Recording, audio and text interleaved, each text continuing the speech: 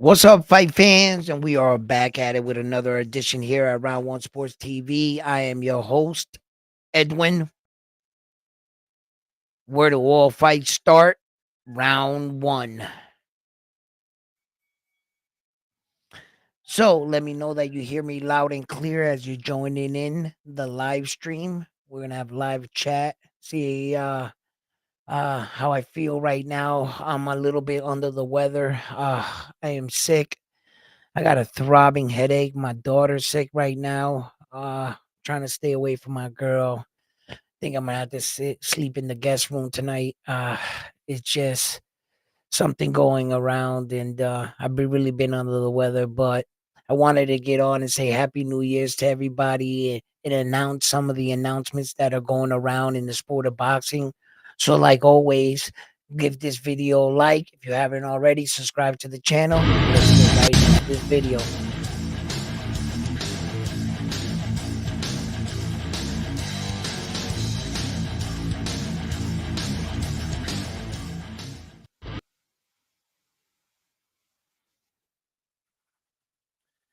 So how did you guys spend your New Year's?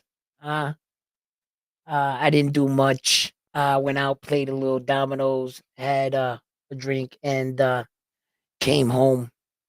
Uh what's up? How you doing?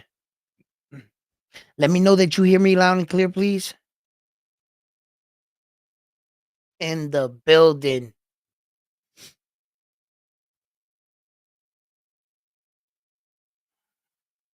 Tyler, how you doing? Bam Bam. Get well, thanks. Bam, yo, can you hear me good? Is the volume good? I was messing around with my volume settings earlier today, and I just don't want them to be off.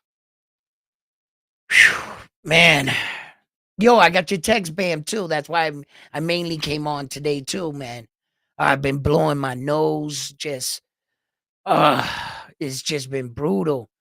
I was like, I don't want to gross anybody up, but everything was coming up until I had like nothing left. And my poor daughter, man, she's downstairs, and I gave her like chicken soup and everything, and we're keeping her home from tomorrow from school.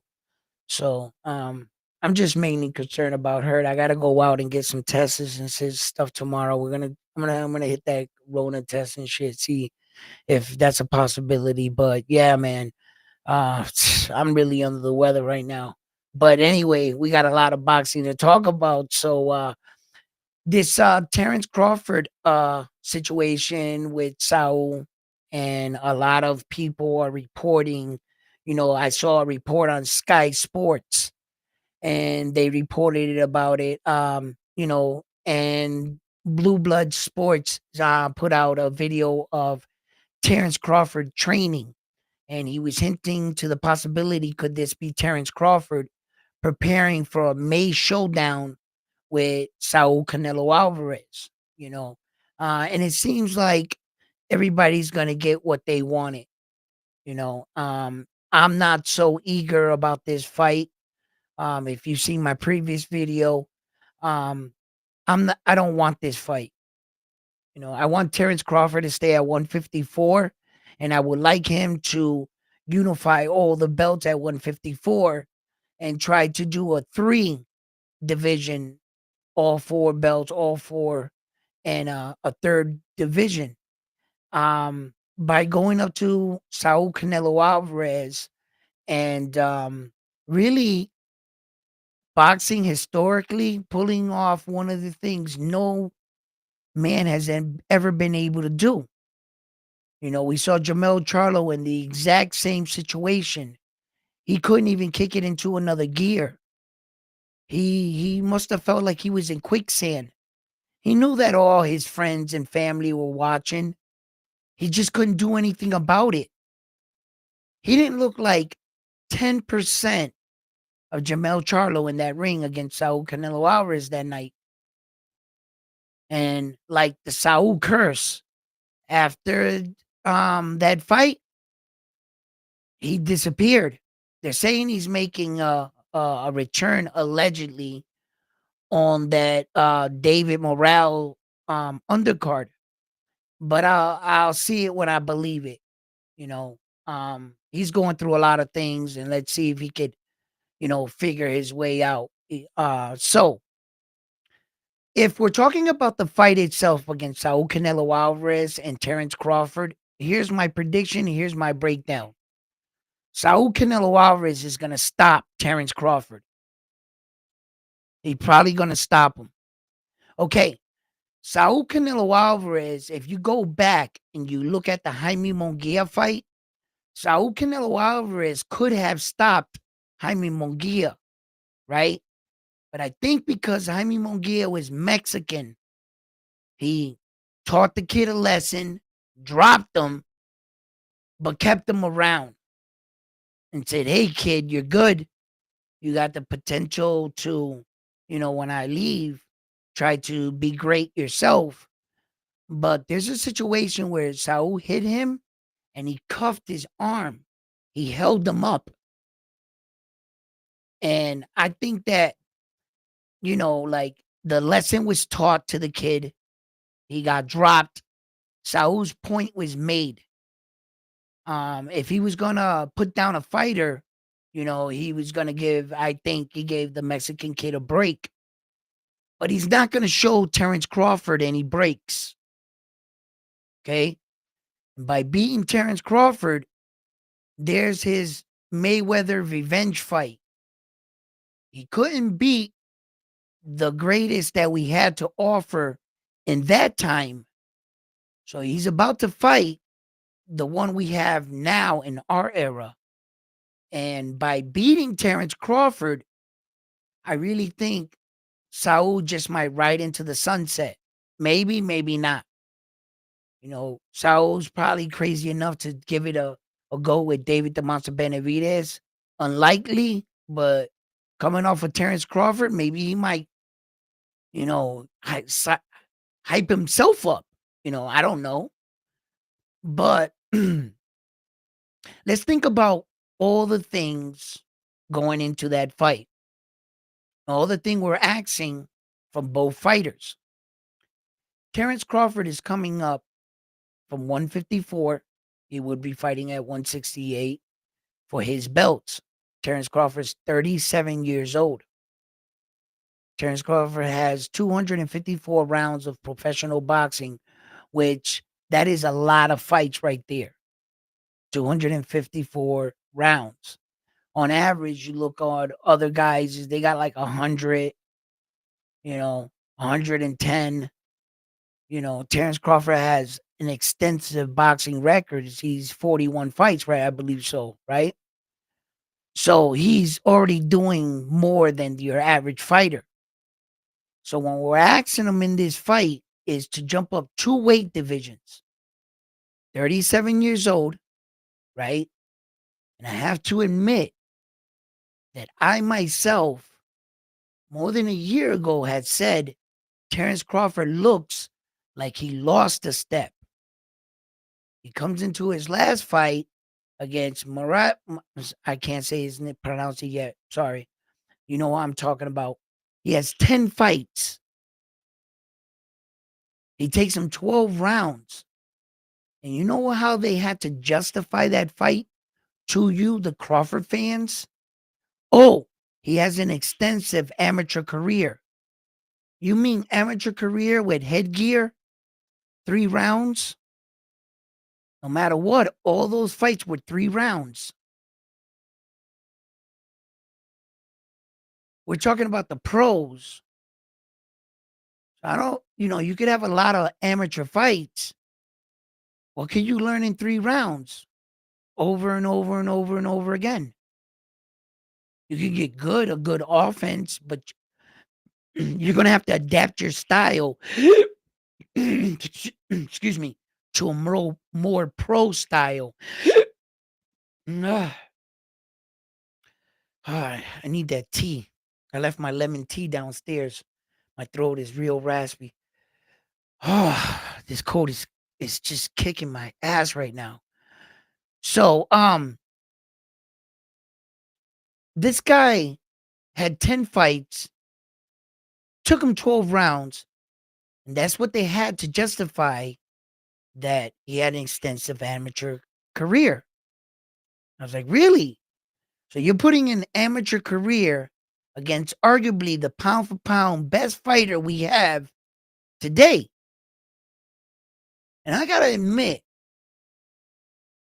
when you're asking Terence Crawford, right, to jump up 2 weight classes, 37 years old, I've noticed that he hasn't been switching from lefty to righty as fluent. He's kind of lost his step, right? And in his last fight, his punching power did not translate over. He couldn't stop this guy. You want me to believe that he's going to jump up 2 weight classes with all that to fight arguably still one of the best pound for pound fighters we have today. No matter where you place him, Saul's on that list. He has all the belts, and he's probably pulling off the Mexican style of boxing at his highest level. By the way, Saul has an iron chin. By the way, he has fought in upwards of bigger weight divisions at 175, where he's been cracked by bigger men. When you're thinking about the weight factor in this fight, Terence Crawford would make 168. How much weight do you give him packing on fight night? And do you really see 3-month fight training camp where that he's going to have to train and spar upwards up to 170 pounds?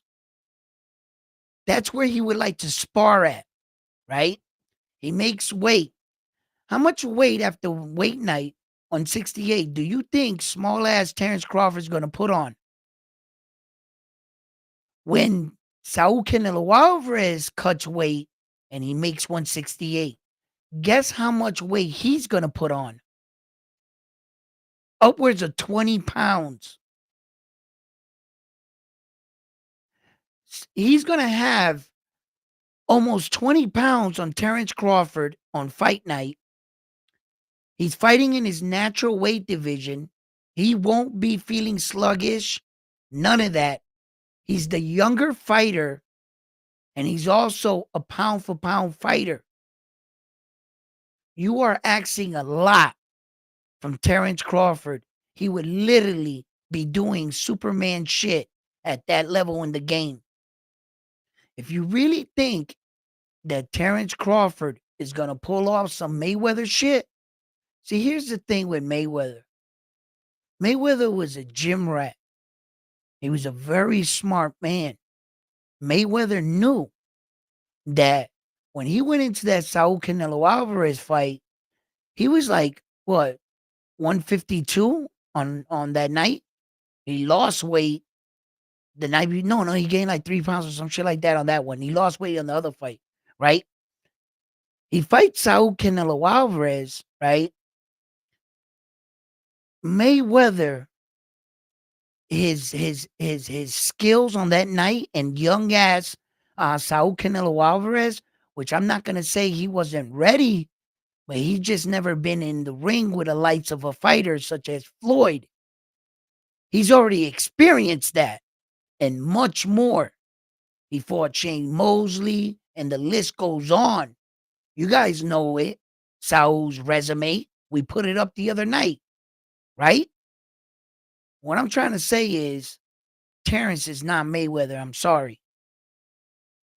And Terence Crawford is a year older than Mayweather. Saul Canelo Alvarez is 10 years older or 11 years older from the day he fought Mayweather, and 11 more years of boxing experience fighting big fights. I'm going to stop right there. I'm going to go up and read your messages, and I want to see Bam let me know what he thinks. Let me see. Edwin not feeling well. He needs a uh,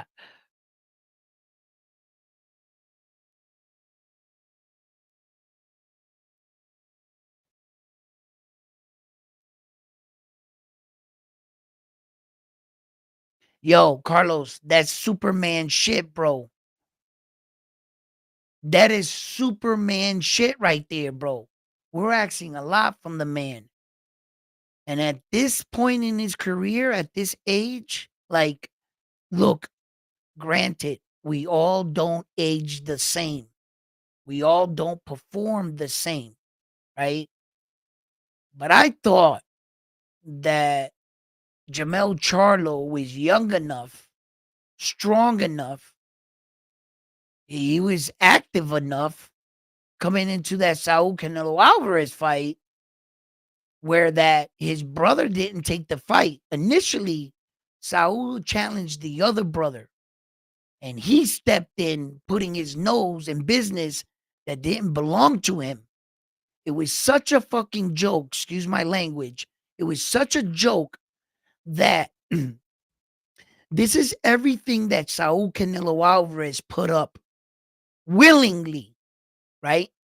He told Jamel Charlo, yo, you currently have all 4 belts at 154 pounds right now. If you come up here and beat me, you will beat me for my 4 belts and you will simultaneously hold 8 belts at one time. Oh, and by the way, Jamel, Saul, I don't stand to win shit. I don't stand to win 8 belts. All I get on that night is a title defense. That's all I get. I'm giving you an opportunity of stamping your name in the Hall of Fame as the greatest fighter to ever live. With 8 belts, he can legitimately walk into the Hall of Fame and push over Muhammad Ali's stuff. Shh. I want my stuff put right here. Who could argue such an accolade? Eight, 8 belts simultaneously? 8. Are you freaking kidding me? And would he be the greatest fighter to ever live? Skill wise? Hell no. But achievement wise, there's no one that could have said anything to that man. Yo, I would have wore all 8 belts for like 2 weeks. Everywhere I went. A restaurant. Can you pass me the salt, please?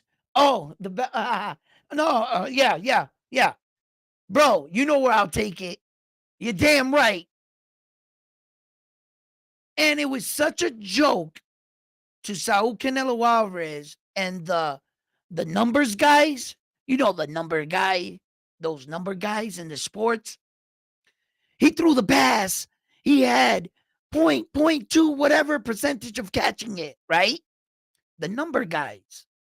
There's number guys in boxing.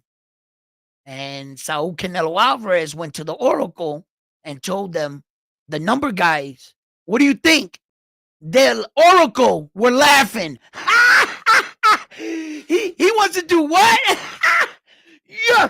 yo, yo. The Oracle was like, yo, they couldn't believe it. They was like, yo, can I put a bet in right now? On you, Saul, of course. Yo, it was so comical to Saul that Jamel Charlo was like, I'll get 8 belts. I was, yeah, come up here. Come on. Come up here. And tell me, how bad was that? And Saul didn't get any credit for that. As I remember, none. Nobody wanted to give him credit for that. And now, what I'm saying is, at the end of the day, I'm pissed behind this. I didn't want this fight. I didn't want you to beat my American superstar like that. Don't blimp him up. Don't put all the odds. The deck is stacked against them. I want to know how big the ring is. I want to know what kind of gloves they have on. I want to know everything. because I gotta start counting it. I, I I'm nervous. You had to, and yo, Terence Crawford, man, why would you do this to your legacy? This is such a big risk, and you're not getting 4 belts. Terence Crawford, seriously, you think you what are you gonna defend those belts? Or are you gonna go after the? Are you gonna go after the next guy to unify all 4 belts up there? And how long can you do that for? So why are you doing this? You had a better shot at 154. Sebastian Fundora was the key. You beat him for 2 belts. Yo, you in. Then you fight the other fighter. And yo, bro, it's I would have took that road. I'm not. Tim Tszyu doesn't got no rematch with him or anything like that, or none of the other fighters got a fight with him. I mean, he just so yeah, I would have went with the 154. I would have tried to like because that's still 3. What you're chasing with Saul and beating Saul, yo, Terence Crawford. It's not like you're gonna be the first man ever to beat Saul. He's already been beaten. So if you're using the excuse of saying, I'll get 3 belts. Of course, the paycheck is fucking huge, right? Okay, but if the excuse is, I'm gonna get 3 belts, you could still do that at 154. And I would have better confidence in your abilities and your skill that you would at least be able to beat those guys. You understand? But fighting Saul is just for a paycheck, I guess, because you can't get bragging rights for beating him. Mayweather already did that. I mean, dollars, yeah, you win a few more million, but all the money you'll make on this fight with Saul, you would make that collectively fighting for all the belts at 154. Eventually, you'll hit that dollar amount trying to unify. And if you're saying you're only going to fight this and this is going to be your last fight, then you have no intentions on unifying in a third, becoming undisputed in a third weight division.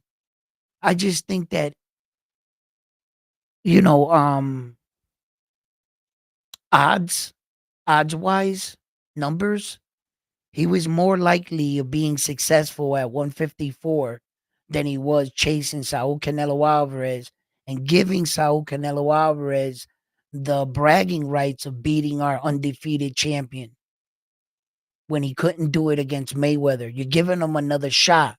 This is this is Mexico US rivalry right here. And right now, US has been winning some pretty big fights against Mexico when we're talking about the top elite guys. Mayweather beat a lot of Mexican fighters, and he had them all tight, all of them, from the Guerreros to the Garcias to the Oscar de la Hoyas. He beat them all. So, what was that fight the other night that said he was fighting? Oh, he was fighting against Javante Davis, was it?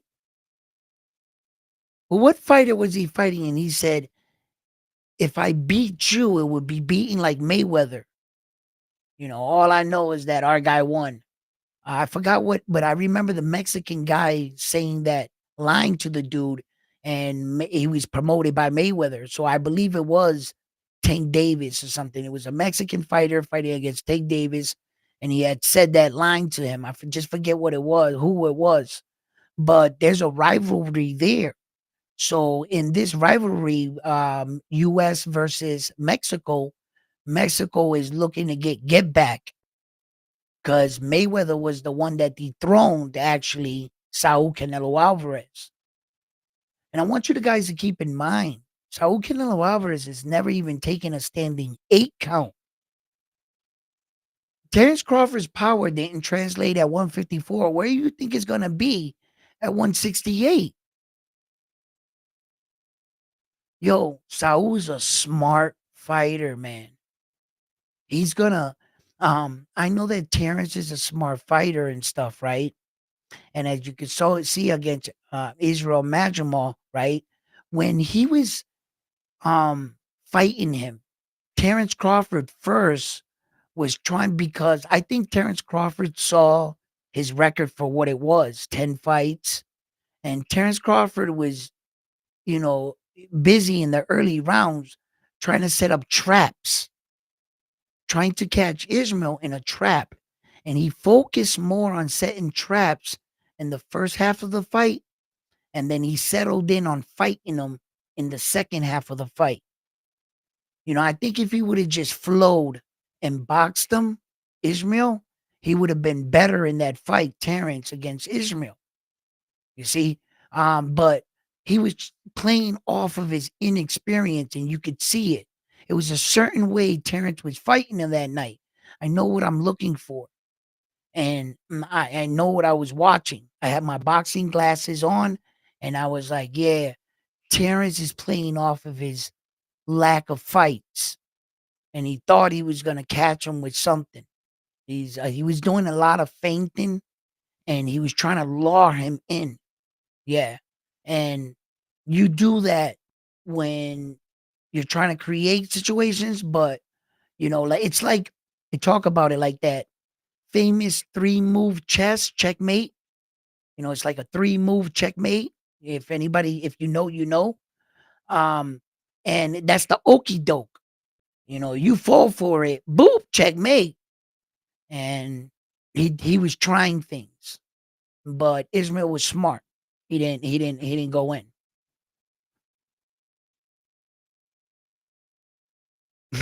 Bud wants payday. he wants payday. Crawford, what? Let me put you up here. Crawford would neck Canelo out. Man, listen, you were me, right? Years ago, right? Where I judge my fighter by what he's done in his career and what he looked like against those guys at 140 pounds, at 147 pounds. He's actually only had one fight at 154 and he went 12 rounds. You're asking him with no tune-up fight, excuse me, no acclimating to the division, and you're just going by what you saw. You're not putting in all the factors that are going to take place in that ring in that night. See, here, thank God you're here at Round One Sports Talk, and I'll break this down with you, my brother, so that you get more educated and you be like, oh shit, yeah. Because my man Edwin put me on to game, right? So I'm gonna put you on to game. You're asking him to jump up from 154 to 168. So you already got that weight, right? The extra 20 pounds that Saul's gonna put on fight night, right? And can we all be honest? Have you yourself, my man, have you ever gained 5 pounds? How much stronger did you feel? And how much did you notice that your jump wasn't quite as, and you might have had to, like, wait a minute, what if you gained 20 pounds like you're asking Terence Crawford to do? You may think inside of your head you're a ninja, but your body is not going to respond. Hint, Jamel Charlo. What did he say when he got out of the ring? And what did every professional boxer and commentator say? He couldn't kick it into another gear. I'm sorry, young man. The human body does not work like that.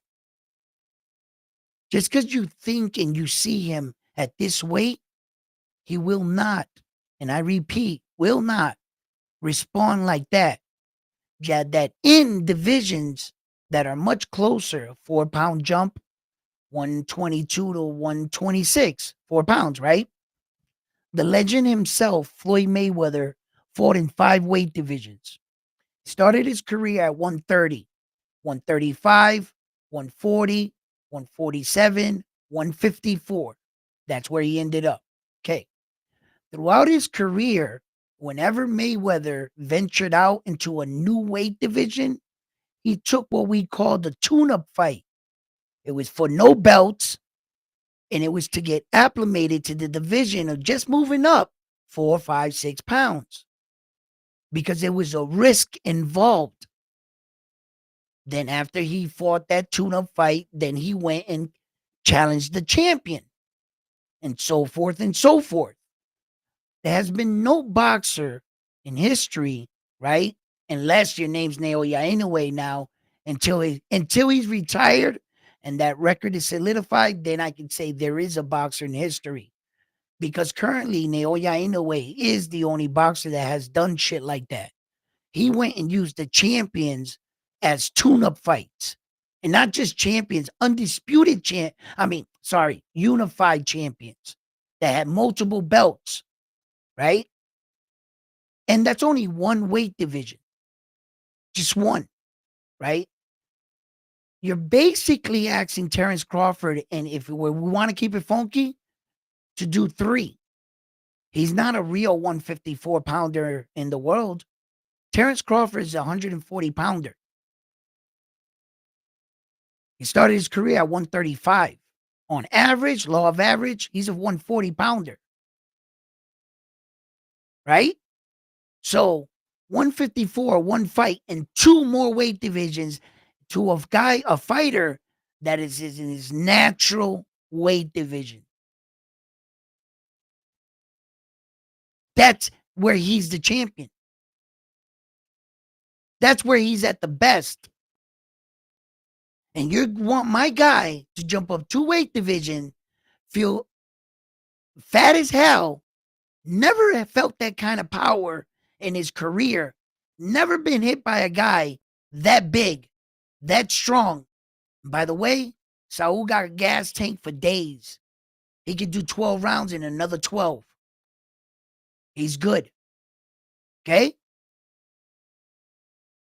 Your boy, Terence Crawford, my guy, he didn't knock out the guy at 154. He didn't even stagger him or wobble him. He didn't do anything. 2 more weight divisions? What, his power's just going to mysteriously show up? I don't think so. What's his speed going to get faster? I don't think so. What's his footwork going to get better? I don't think so. Saul Canelo Alvarez is a monster puncher. And I repeat, no fighter has ever knocked him down, not even for a standing 8 count, in 61 professional fights. He has 508 rounds experience to Terence Crawford's 245.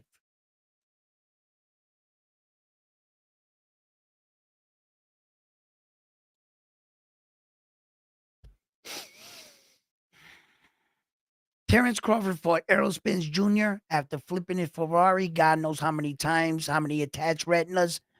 He was a shell of himself. Terence Crawford fought Jose the Monster Benavidez' older brother after they shot him in the knee. Before that, he was undefeated. Comes back, fights Terence Crawford. He took Terence Crawford to the late rounds before he got stopped. Terence Crawford fought Sharp Porter. That was his last fight. Talk about the tail end of your career. That was the last fight. Old as hell. Terence Crawford fought Amir Khan that came up, what was it, 2 weight divisions too? And got knocked out. Terence Crawford fought Ira Galboa. He came up, what, 2 weight divisions too? Got knocked out. Too small. Terence Crawford fought Jeff Horn. Victor Postal. Ndongo.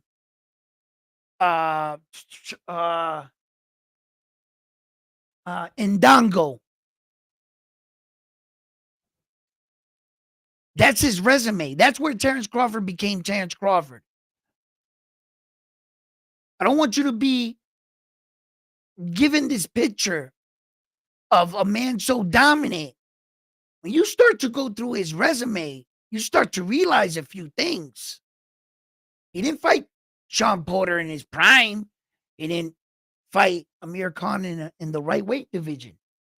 He didn't fight Yuri Gamboa neither at his own size.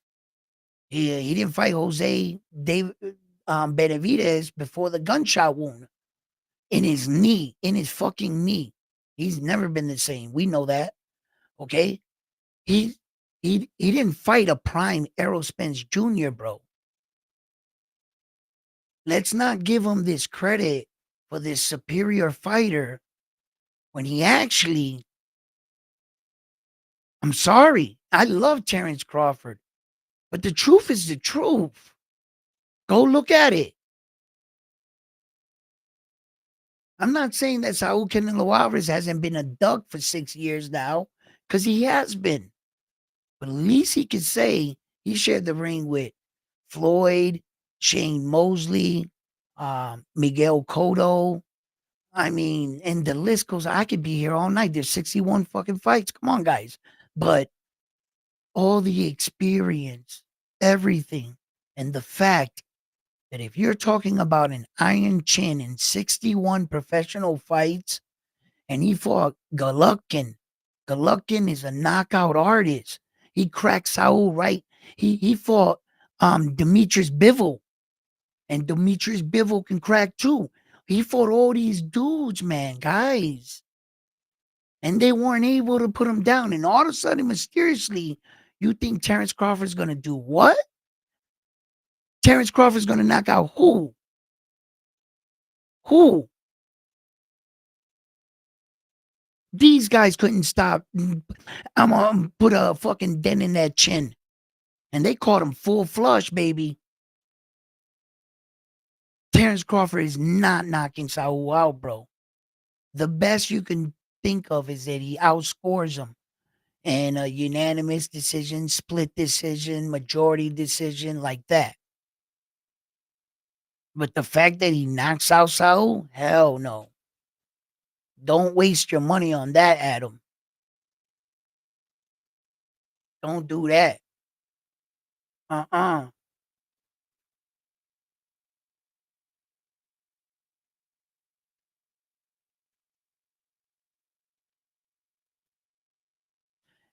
No, it doesn't look like we might be getting it. I hope we do get this fight, but in a sense, about Matias, you know, facts are facts, Carlos. Hey, yo, brother, thank you. Listen, I'm trying to tell you, brother, you know, yo, you guys don't forget to hit that like button for me. Um, and I just don't I see a bad night for Terrence, but I also see a night where that he could have a possibility of outscoring him, and taking it to 12 rounds. I don't see him stopping Saul.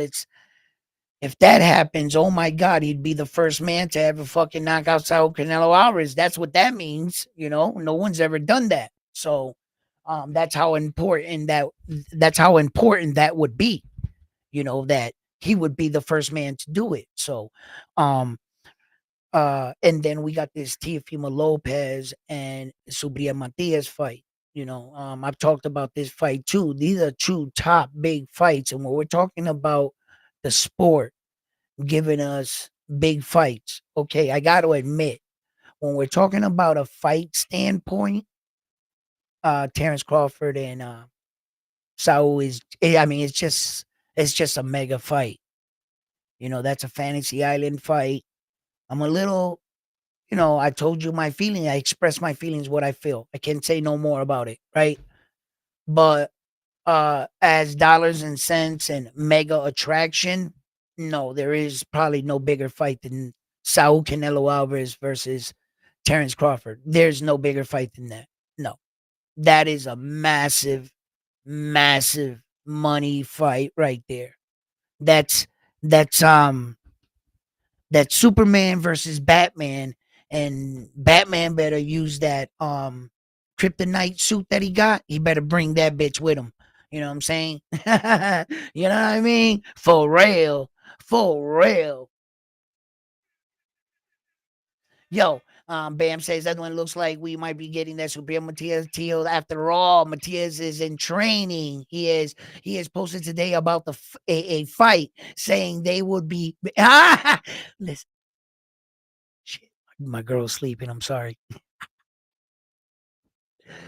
I get a little excited, right? But um, yeah. Look, guys, that's another fight I'm nervous about. Nervous about Subriel and Tio, but enough about Tio's little bit of crafty skills. We ain't sending in no cab driver from Puerto Rico.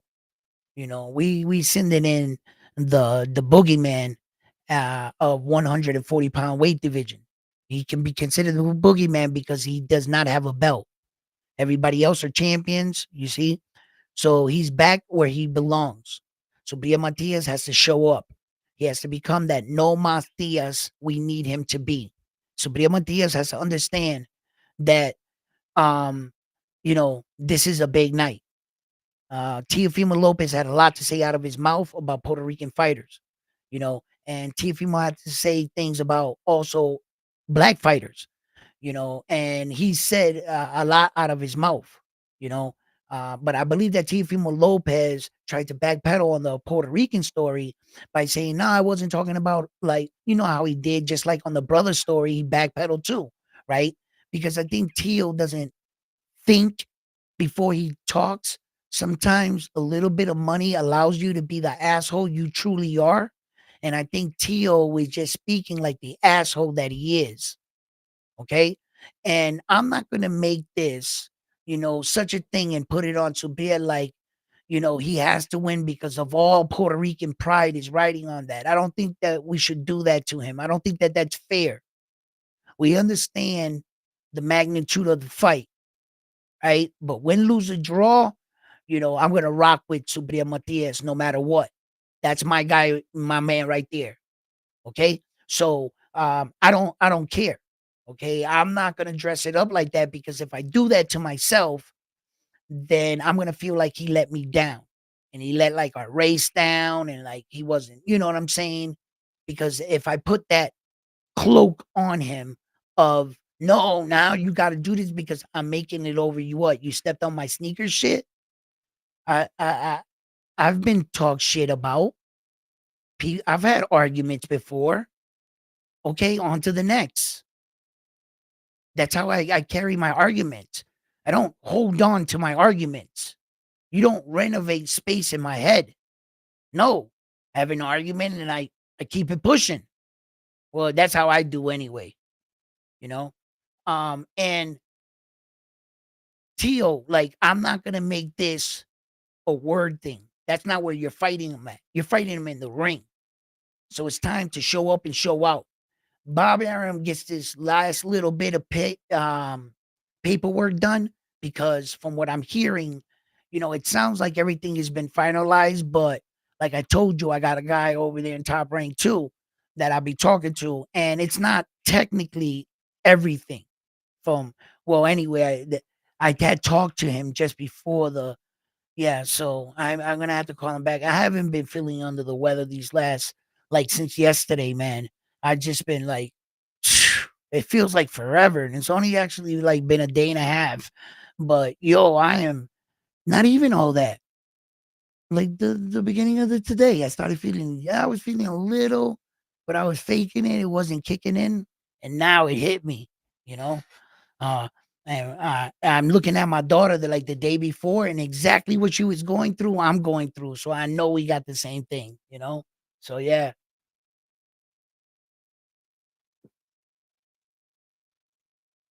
she's like a day ahead of me. She's the culprit. She gave it to me. Yeah, so when I'm thinking about the fight and the breakdown of the fight itself, I already showed on the things that I was nervous about because of what Tio has and stuff. What I'm hoping on that Tio is the type of student that tries to learn a little bit too much, too fast.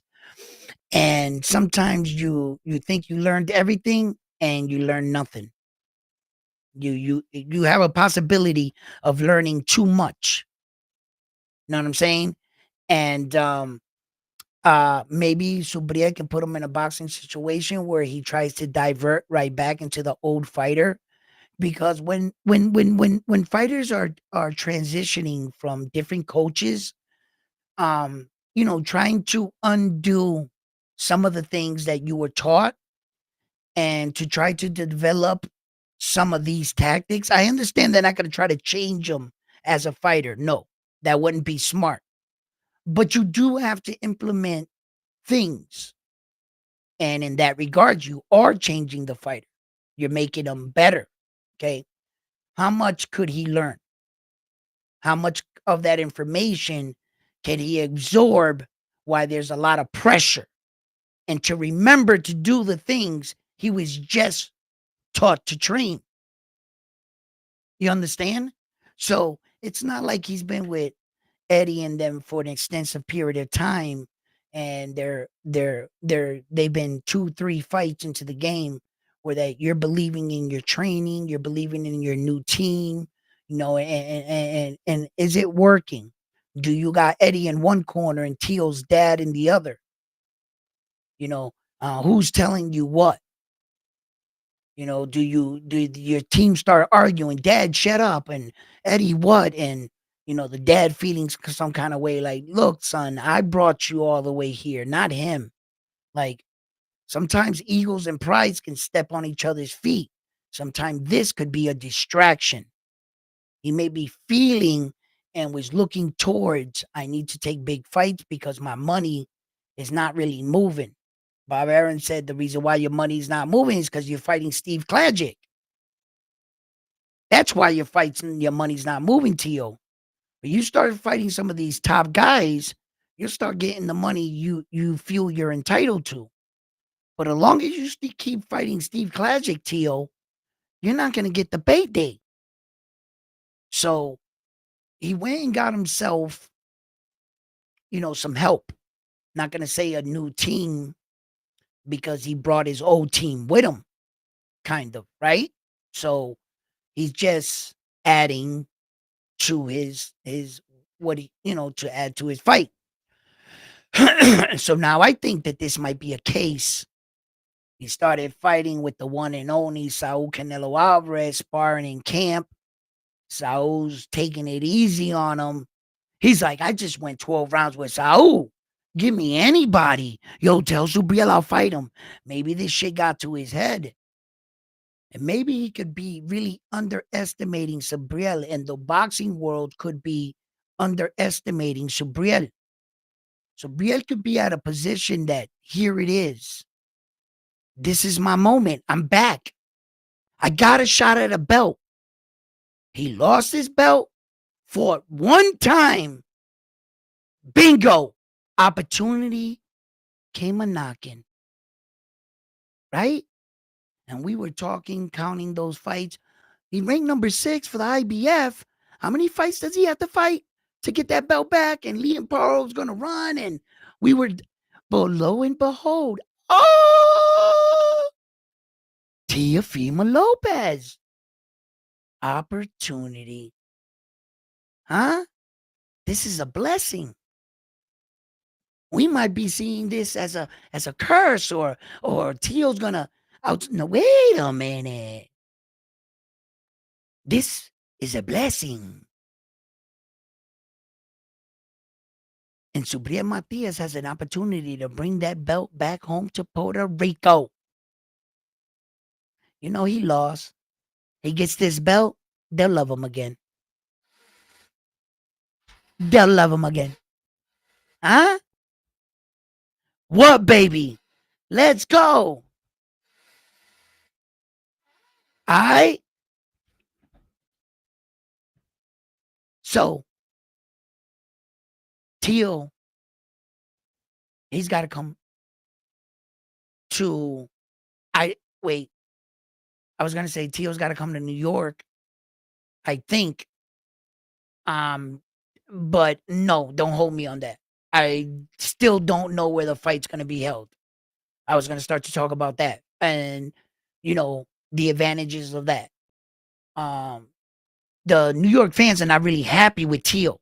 You saw that he took his other fight to Florida. And that was no coincidence that he gave up New York during the time he had said that about Puerto Ricans.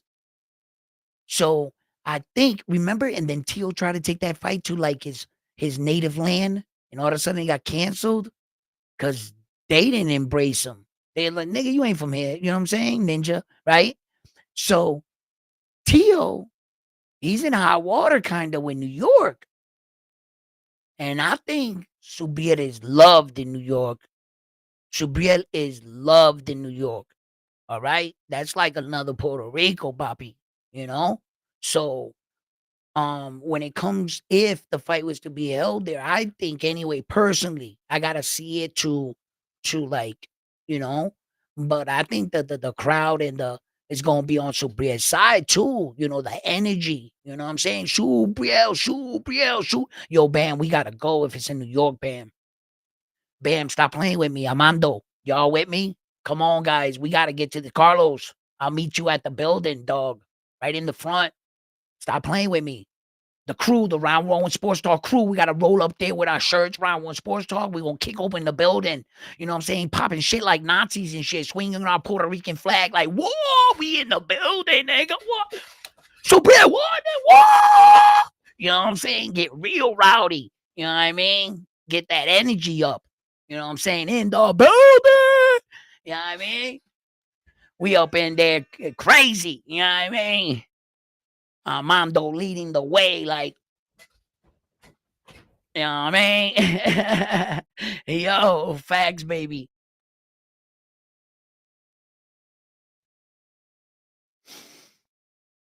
Yeah. I don't blame him neither, like you said, my man.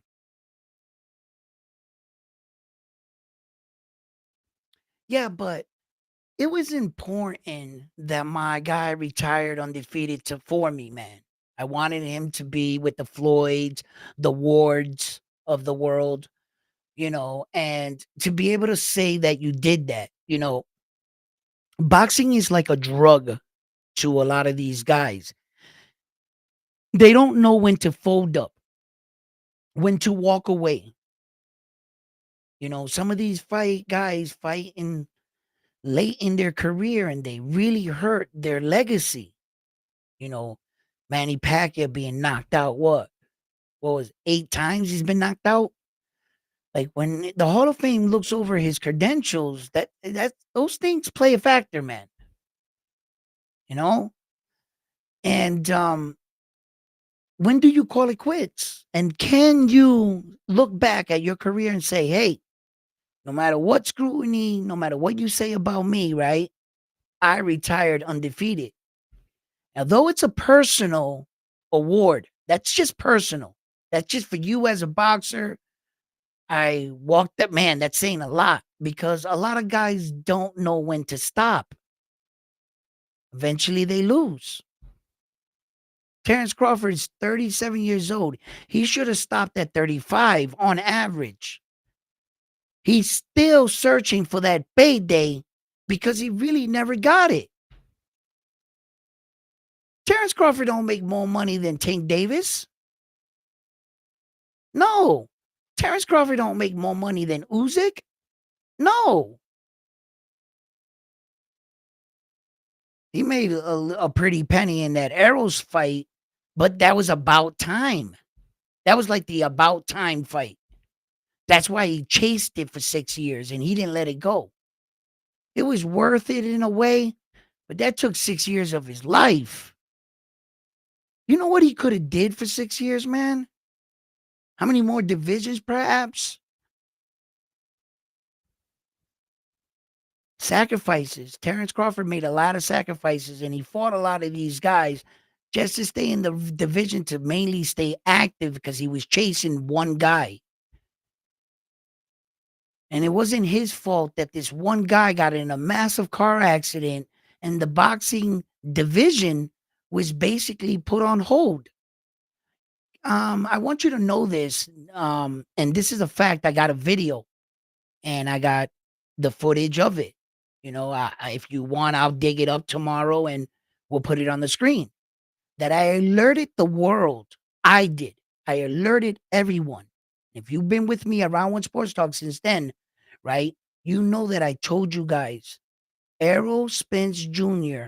coming into the Terence Crawford fight was ranked by ranking an inactive fighter.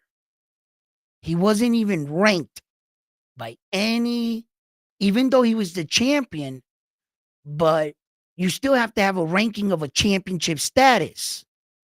He wasn't coming into the fight, although he was champion, yes. It was inactive. After he lost the next day, Box Rec gave him a ranking the next day. Yeah. But he had to get a fight in first because he had an extensive period of time away from the sport where they had deemed that there's a clock and ring rust is a real thing. And that car accident was real. I see when Ugas hit him in the mouthpiece and he thought that his fake teeth, fell out. He ate that steering wheel. He broke his jaw. He broke multiple bones. He was nowhere near the fighter he once was, and I don't think he'll ever go back to that. I wish Errol Spence Jr. would retire, and this is one of the topics that we're talking about when fighters don't know when to call it quits.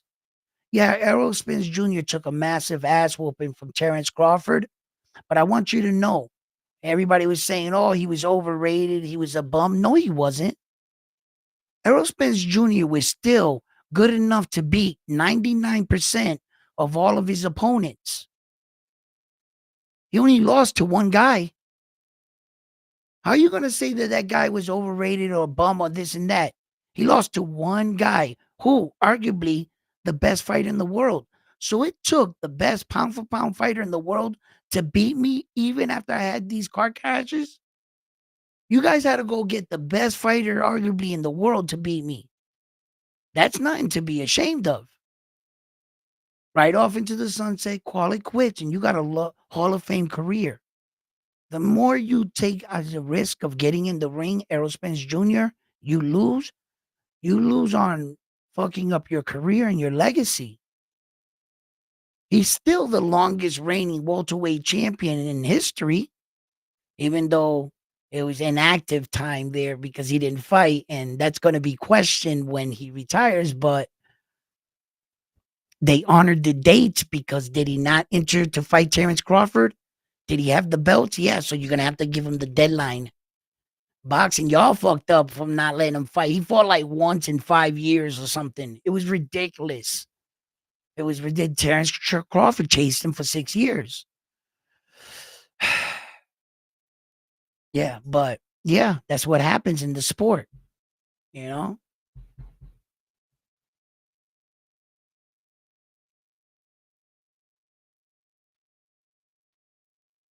You don't like the Crawford fight for Bud neither? Yeah.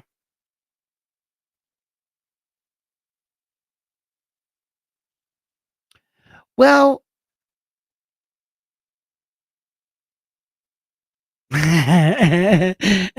move up and clean out the division, but he doesn't listen to me. Yo, I that's what I was saying. That's what I would love him to do. Bam, we're there with it. And definitely.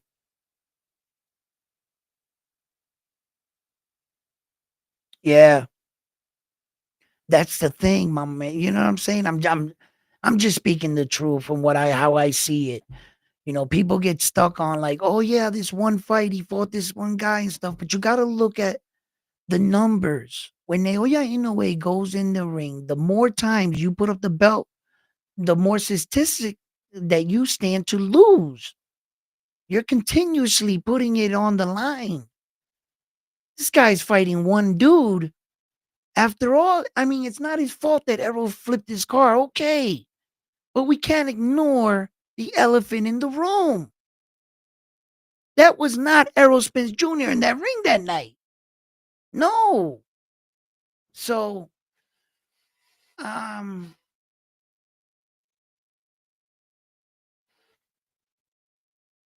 I don't like the fight when, in order for you to give, look, and I want to say this. I want to say this and I want to remind you guys this before all, Okay, remember, Saul Canelo Alvarez was approached not once, not twice, not even 3 times by the Saudi prince, Terence Crawford, poking him, saying, fight me, fight me, fight me, fight me. Now that Saul turned around and he told you, I don't want to fight him because he's too small. He told you, I don't want to fight him. He's not in my division. He told you, I'm not paying attention to that. They kept putting money in the table, money in front of him, money in front of the stack, and the stacks must have kept growing. And he finally turned around and said, all right, I'll fight him. But just remember when he stops him and you guys go, oh, Terence Crawford was too small. He weight bullied Terence Crawford. He this, he that. Everything was stacked on. No, don't, not one person. You guys should not say shit. You guys all wanted this fight, and you guys had Terence Crawford going over there, and he's the one that asked for the smoke. Now that Saul turned around and acknowledged him, now he's the big bad wolf. When he was trying to tell you, bro, I don't want to do this to this dude. I don't want to do it to him. So whatever happens, win, lose, or draw. What if Terence pulls it off? I don't know, but the odds are against him. That's what I'm saying. And when he beats him, just remember who is outside saying, "Come outside, Saul. I'm right here." When Saul went downstairs and opened the door and whooped that ass, don't cry now. That's all I'm saying. I don't want to hear an excuse about nothing. Nothing. I don't want to hear nothing. Because if you would have left my American champion alone, he would be undefeated and he would be fucking chasing fucking 4 belts at a 154, bro. But he don't fucking listen to us. There's nothing I could do about it. And Terence Crawford's gonna do whatever he wants. You know what I'm saying? I think he should have stood at 154. And at 154, I think he has trouble. So if I think he can't just walk into 154 and clean house, he's going to have trouble there. What makes me think he's going to beat the best 168 pounder in the world that's never been dropped? 61 professional fights, and he's younger. Well more battle tested, got better names on his resume. Fought the who's too. Ducking the last 6 years, but you know what I mean. He still got those guys on his record. Right? 61 professional fights, 508 rounds boxing experience. He's seen what Floyd looked like in front of him. Terence Crawford is not a frat. Well, he is more than, let me not lie now. He lost a step. That's it. One step. Terence Crawford still looks pretty good. He's still better than any of those other fighters at 147 and not 154, but 147. Yeah. I think he'll beat Jerron Boussens. You seen how Jerron Boussens look at his last fight? Come on, man. I think it'll be a great fight. That'll be a massive fight too. Jerron Boussens against Tank. But he really doesn't. Jerron Boussens doesn't deserve to fight with Terence Crawford, though. He's a remarkable talent. Errol Spence Jr. Boots, but he hasn't fought anybody to have deserved the fight with Terence. Let's remember, you still haven't beat a champion yet, young man. Boots Ennis has not beaten a champion. He didn't beat a champion for that belt. They emailed him that belt. He defended the belt, but the guy he beat was never a champion or a former world champion. He has to beat a champion first. Somebody with championship credentials.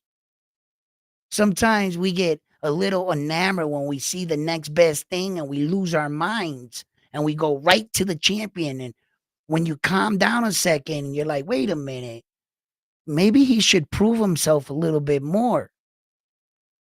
Maybe he should do some shit, at least a little bit. Fight at least one champion, please. Terence Crawford's fought what? 13 world champions already? Come on, guys. He's pulling on Superman's cape, wanting a free ride to the top. If Arrow could get his name next to Terence and share that ring, win, lose, or draw, Terence just drag him up to like star status. And depending how he fares against them, hell yeah. I know guys that got famous off of getting their ass whooped. Just ask Esau Pitbull Cruz. Tank Davis was like, I'll make you famous. Bro. So look, although a great fight it would have been, just Errol really didn't deserve that fight. Unfortunately, their resumes were too far apart. It would be up to Terrence to fall for that bullshit. Oh, you say you want to fight me? Bet. And he's like, man, I got the fight. You know, I talked my way into the fight. And that's how fighters talk their way into a fight. And he's like, yo, you must have hit a nerve. Yo, you got the fight. You know, but he didn't deserve it. Remarkable talent. Could he beat Terrence? You never know. You never know. He stands to get better too. You never know that. I mean, that would be, it's a 60-40 because of respect. I'm giving it to Terrence. I'll give Jerome Busen his 40. I won't make it 50-50. No. I'll make it 60-40. Terrence just has way more experience. And then from there, you can change your stars, right? You got 40% in the fight. You need to put your part, the rest. And Jerron Busenis can shock the world. How many times have we seen upsets? It's not like impossible. No, he's a fucking great fighter. Anything could happen in that fight. That's a fight I would have to see. I would want to see. But like I said, no. And then so, you know, my I'm not gonna change my mind. Terence Crawford's best opportunity was at 154. And I think he would have had problems there with Sebastian Fundora. That's a fucking no matter what. He just because he's one man knocked him out doesn't make him soft. You know, stop viewing the sport like that. We got to stop that. Oh, he got knocked out. So what? That guy knocked him out. You don't have his style. You don't have what he saw. And you're fighting up against now a Sebastian Fedora that's making the correction.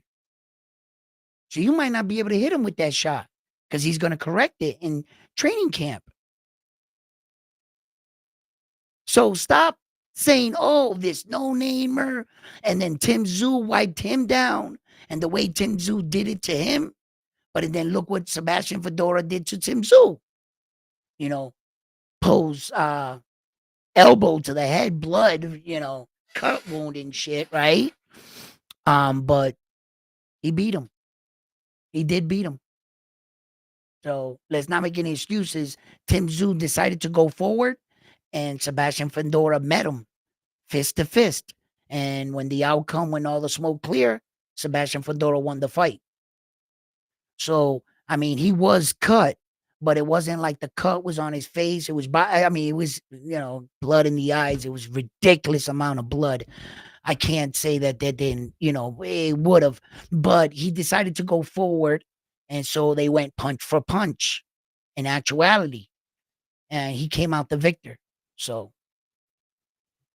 yeah.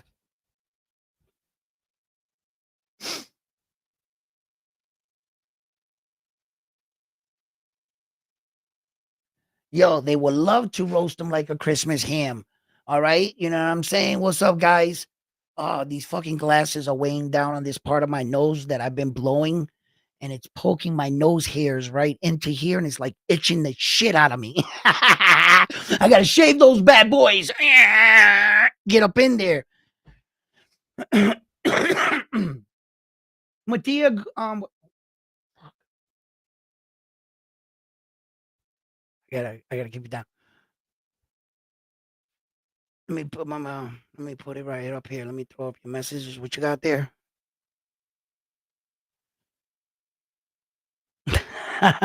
Another one. Let's get that message down, you know. I get what you're saying, but in today's era, there's a fan. That guy had a family type. Don't come on, the guy. We know what he meant. It was just like and then there's that one guy in the chat. Be like, yo, like calm down, people. There be some, but I get what you're saying, brother. You know what I'm saying? He gonna catch another one, my man. You know what I mean?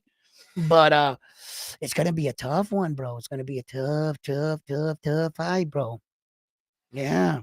Anybody want to come up and share with their opinions on any of the fights, the Crawford stuff? I'm gonna throw it up. I said what I had to say. If anybody wants to drop it down, um, like I said, if you guys want to come on, I'll stay on a little bit longer. But I'm like really under the weather. But I didn't, you know, leave you guys with all these other YouTube channels and have nothing to watch until Round One Sports Talk pops up. You know what I'm saying, in the building, and then you guys got something to watch. So I'm like, man, I can't leave my crew like that. You know what I'm saying? I was like, man, so I had to tough it up, and get up here and shit. And I'm fucking all the Vic stuff is right here on my chest, and it's like going through, and I'm like hiccuping and stuff. I left my tea downstairs. I got this tea with the lemon, and man, I'm gonna go drink that bad boy. Yeah, because it's like riding all the way up here, and it's throbbing my eyes all in here, and it's just like boom, boom, boom, like that. That's what I feel right now. Yeah.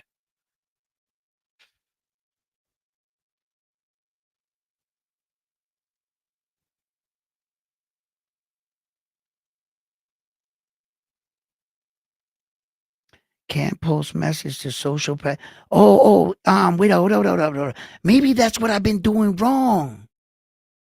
Hold up. Let me try this. Hold up. Maybe that's what I've been doing wrong this whole time. Wait a minute. Let me see. I'm gonna try it. I don't know if it'll work, but okay. Let the commercial pass by. Yeah, me and my daughter, we're all vixed up. Oh no, the thing is there. The link is there. Yeah, me and my daughter, we're all like, my wife got us under here, got it right here, Lucky grandma's not around. She'd have put that stuff underneath my armpits. No, but grandma took care of me, man. She made that sopita. Oh, sometimes she makes sopita de camarón. Entonces, me hacía la sopita de pollo, ¿verdad? Oh my God, my grandmother had una sopita de. Yo, sometimes I wanted to tell her I was just sick for bullshit just to get the sopita, yeah, I think I feel a fever. I feel a fever coming on right now, Nana. You know what I mean? I just want the sopita. you know? Yeah, man.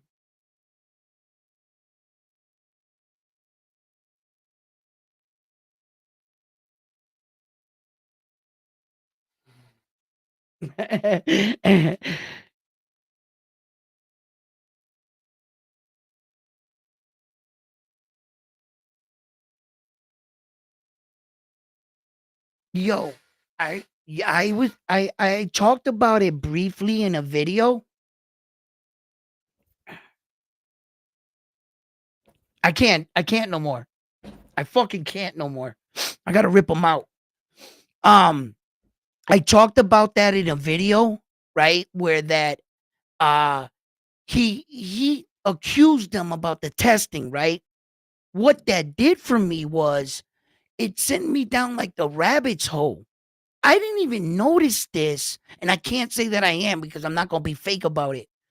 But I found out there was other fighters and other situations that question morale and testing. That this wasn't new.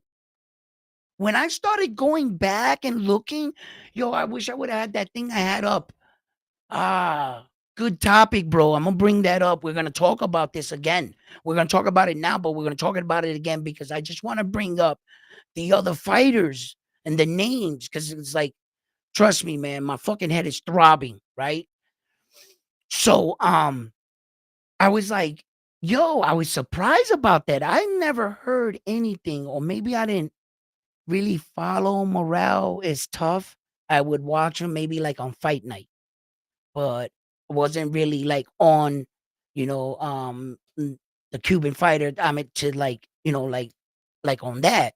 Yo, but the minute he said it, bro, I was like, oh, oh, oh. I was like, so curiosity, yes. Is he? I have no proof. I have no proof. I have no right to ever call David Morrell a cheater or that he's on steroids. And I want to repeat here at Round One Sports Talk, we have not called anybody or accused anybody. We're just following a story that David the Monster Benavidez has said on David Morrell. And he said, we had to notify the athletic committee and the sanctioning bodies that, yes, I want to be tested by VADA, and I'm requesting that David Morrell get testing. He says, in all my fights, I've tested David the Monster Benavidez. He says, I want you to. Why isn't they haven't called us back yet? Since they haven't called us back, it's because they haven't heard from David Morrell's team. So he calls again. Yo, out of everything that was said in that post-fight interview, that's the one thing that I thought was the biggest story. And they kind of went, you noticed? He didn't say anything to him about it. He didn't like try to defend himself. He didn't do any of that. And I found that funny. That he was more concerned about the shit talking and about calling him RoboCop. Oh, he's a RoboCop. RoboCop, right? Then when someone, listen, let me tell you guys something. You guys that know that's what pisses me off here. We can argue about points in boxing. You could be right. You know, you could educate me on something. I'm an approachable person. I can talk to anyone. I don't have to argue, or you don't have to come on here and we gotta fucking swear at each other. You know, we could even be agreeing or just talking about topics and we'll keep it pushing, right? Cool. So when you're attacking my character, you're calling me I've been spotted at P. Diddy parties. No fucking way am I gonna let that go. There is whoa. Nah, that's not. We don't even joke like that. And most of you guys, I don't even know like that. Let's not joke with each other like that, right? I don't think that's funny shit, right? So that's attacking your character or saying that you did this or did that. You could say that I messed up this or I don't know this about boxing.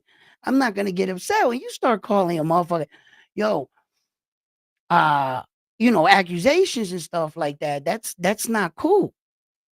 And when you attack my character as a professional boxer, I don't get the whole everything. The interview would have stopped right there. We would have went no further. What did you just say to me? That's it. You said steroid who? You contact who? What? Don't ever try to tarnish my body of work. It's taken me an entire lifetime. All those years as a kid, putting on those stinky ass headgears and your feet, your hands smelling like a foot. And them wraps, they smell like socks. You got to wash them basically every day because once you put them in the gloves, you're done. My mom wouldn't let us in the door with our boxing bags. Them shit stunk so bad. Yeah, bro. And you don't want to start sharing fucking jog straps, right? So, you know, um,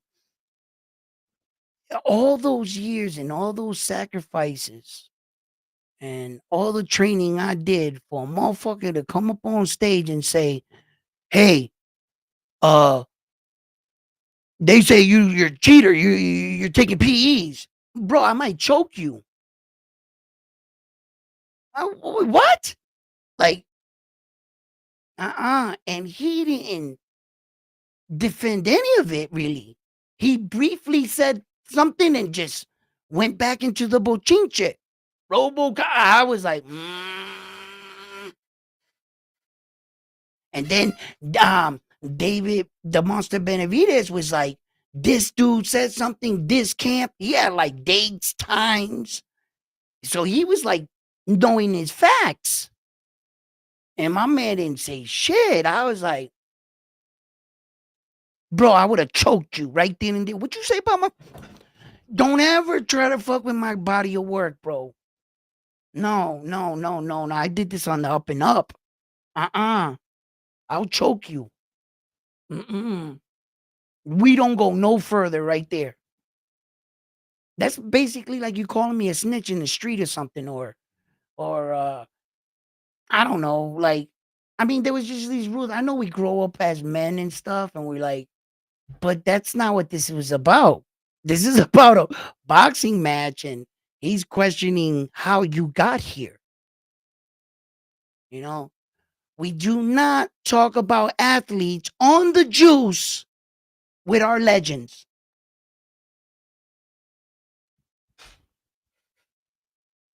So, you know what I'm saying? Like,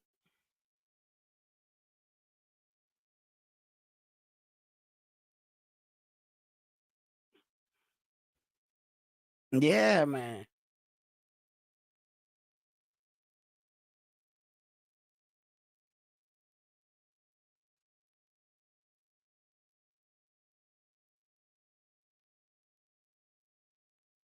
Crypto Robin says, ah, not Diddy party. Spotted. Yo, son, you got some explaining to do. You know what I mean? LeBron James, Devin Haney. You guys got some explaining to do. Yeah.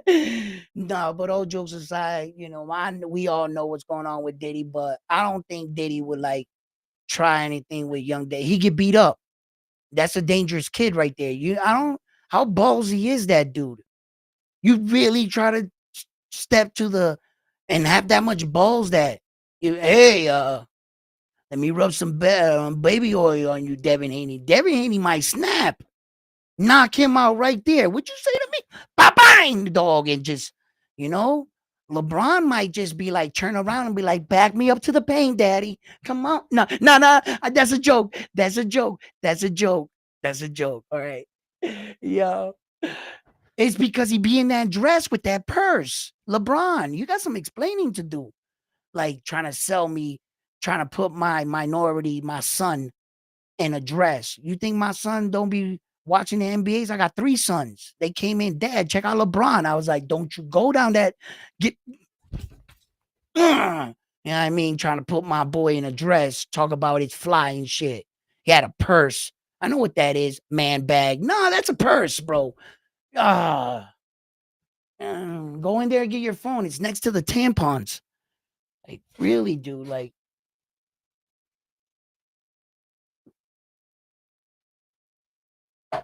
nah, fuck that. I got sons, bro. I was like, hell no, you ain't buying no shit like that.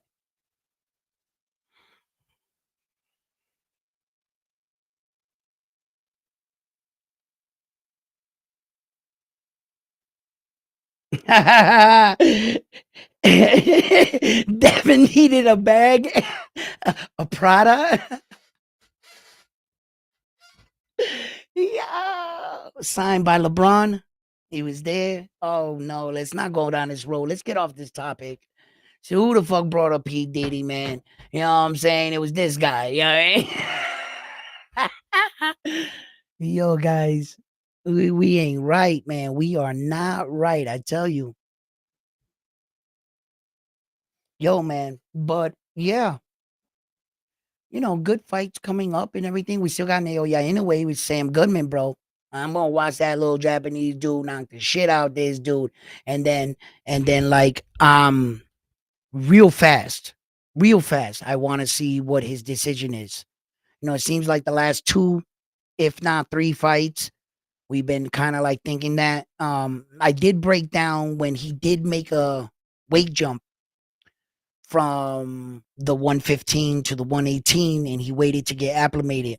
He quickly fought a champion, got that out the way. Then he defended his title 7 times, and counting the championship fight, that would be 8, right? So he defended his belt that many times. So it's 7 times. I feel like anything you've done once in your life, the second time you do it, you'll do it that much better, right? Yeah, anyway, I feel like it.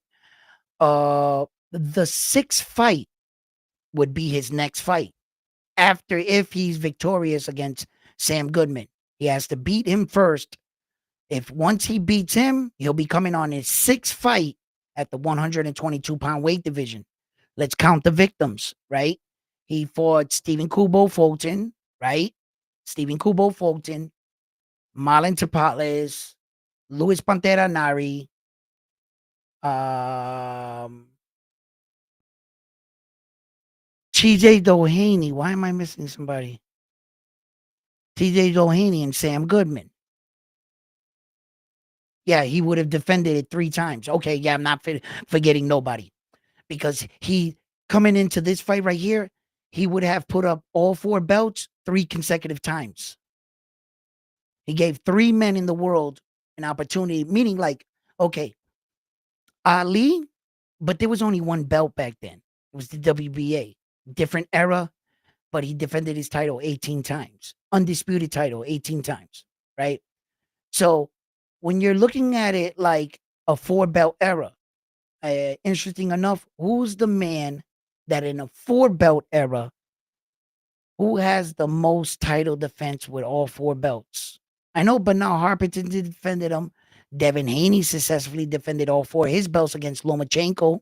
Okay. Josh Taylor defended all 4 of his belts against Catterall, right? Jack Catterall, right? Um Usyk didn't get a chance to defend. Jamel Charlo didn't defend him. Terence Crawford didn't defend him. Who else was a 4 belt champion here, guys? Help me out here. Who else? Who am I missing? Um, we got Naoya in a way. Who am I missing that had 4 belts? Since okay, Taylor didn't defend him, the one that beat him, but no Hopkins Hopkins for he never defended him. So, and it starts from there. The clock starts ticking from there, from the men that had all 4 belts from what was it, 2014, right? In Las Vegas when they fought. So, since that time, the 4 belt era has been introduced into boxing till present day. How many men had all 4 belts? I believe there was 9, and then Usyk became the 10th. So there was 10. Out of those 10 men, which were the men that defended the belts the most times? And I believe Naoya Inoue is with this one right here, he would be writing history. He would be the the man that defended all 4 belts the most in a 4 belt era, I believe. Now, I want to say don't hold me to that, but I think I'm pretty right. I can't remember anybody that defended all 4 belts. Saul Canelo Alvarez did it. Saul Canelo Alvarez defended his 4 belts. How was I missing Saul? How the anyway? But he did it. How many times did Saul actually defend those belts? I once knew this. Then I stopped looking at his record a lot because I was just pissed off. He just wasn't fighting David the Monster Benavidez, man.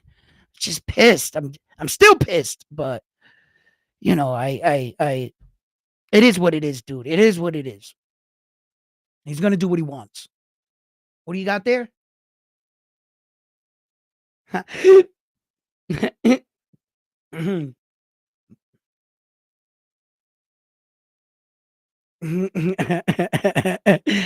Yo, you guys,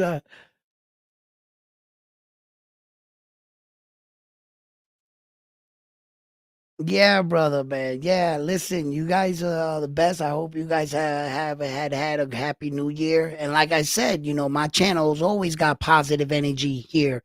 We always keep it, you know, uh, we don't always have to walk around with a fucking like oh, my guy's gonna beat your guy.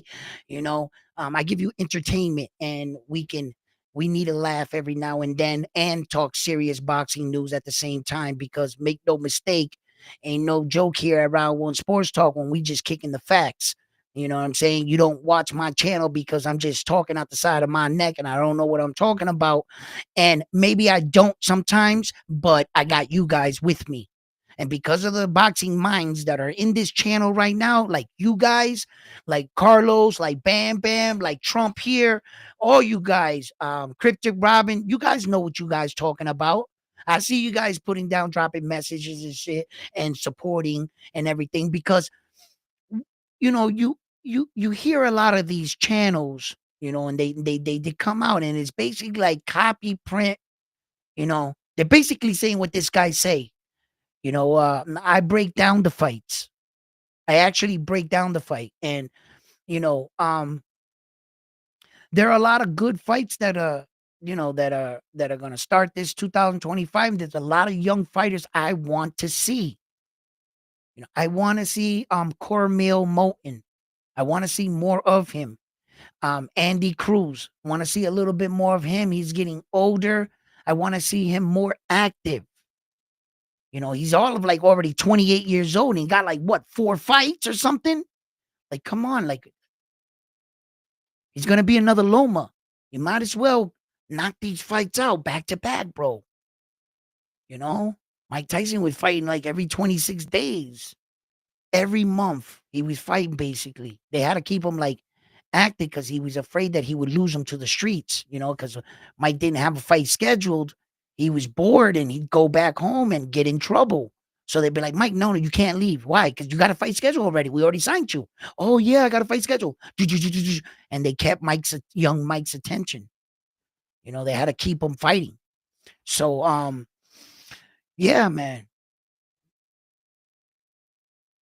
Happy New Year's, everybody in the chat, man. Listen, this is our year. This is gonna be our year here at Round One Sports Talk. All right, this is gonna be your year. We're gonna get up. This is the year we get shit done. Coming into this year, the topic for this year, make way for the new kings. Make way for the new kings of boxing. We are going to see a lot of young men and women become kings, champions. Make way for the new champion. Can you say this year and the new? That's how we popping off 2025 going straight down. It's going to be a lot of and the new. Mark my words. Just like I told you last year, be prepared. The whole theme for the year of last year's theme was be prepared to see your favorite fighter lose. And boy, haven't we seen that. We saw Jaime Munguia get knocked the hell out. We saw Robesi Ramirez lose. We saw a lot of these fighters go, and Tim Tszyu of the world. Anybody think Tim Tszyu was going to lose that fight like that? Huh? I'll wait. We saw a lot of big, huge upsets. And, we saw some of our favorite fighters catch that L, baby. And it was an exciting year. There were a couple fights that throughout the year didn't come to fruition, but we still got good fights, big fights. 2023 was where the explosion in boxing really took off, entering the Saudi Prince, entering Prime, exiting Showtime. It was really sad for me to watch them leave because I grew up on HBO and Showtime. There are entities like Bach Rec, Bach Lab, a lot of those guys, Queensbridge, they're all making their mark in the sport of boxing. And let's see where 2025 really brings us. We have a lot of good top prospects in boxing. And I know that you guys are excited to see your guy. Eventually in 2025, I have plans to venture out to see some of these fights here. This will kind of be like my real official Round One Sports Talk where I'm starting to feel like shit's really getting there. And we're gonna take it to another level and lock this down here at Round One Sports Talk, man. Thank you for truly supporting. Thank you for all the members that have stuck through this with me, and shown patience and really supporting me. I'm trying to build this brand. Look, from the bottom of my heart, thank you guys. Um, and I'm gonna take us there. We're gonna get there, and we're gonna get some more of these fighters here and get some boxing interviews and all that, all that. And I still got the Notre Dame sweater, but you guys know that my heart was set on doing it on the Naoya Inoue fight. You guys know that, right? I was like, right. I didn't want to do it on the Tyson Fury, man. I just no on the Naoya Inoue fight. We're giving out a free hoodie that says Round One Sports Talk, and Notre Dame is right here for anybody that can come and predict the correct round. Pick the fighter and the round. I know most of you guys got, the favorite in this fight, Sam Goodman. So you guys can pick him. I'm gonna go with the underdog. I'm gonna take Naoya away. He's not much of a fighter. Look, he's a little guy. Yeah, right. Everybody got Naoya in the way. You know what I'm saying? Stop playing. You know what I mean? I'm trying to win a sweater. You know what I mean? My own sweater. That's how competitive I am. So listen, Round One sports fans, thank you for tuning in with the thousands of Round One Sports Talk subscribers. And like always, I'm on to the next one after this one here at Round One Sports Talk. Hey, yo, Crypto Robin, yo, my man.